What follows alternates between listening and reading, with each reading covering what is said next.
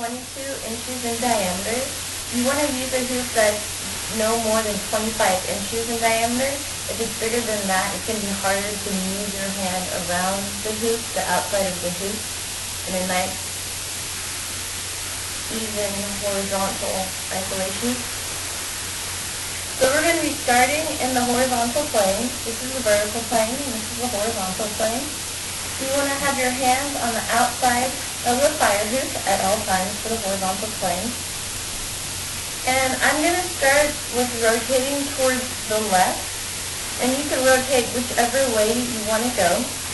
But for rotating towards the left, what we're going to be doing is moving your right hand over the fire wick first to do a smooth isolation towards the left.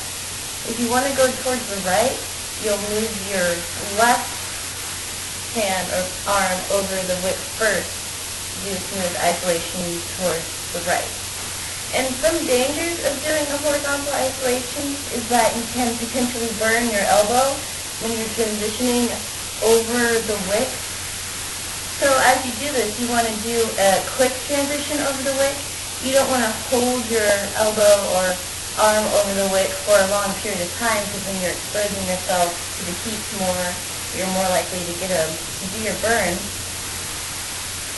So for the horizontal isolation, what you're going to be doing is alternating your hands from the left over the wick first to the right over the wick.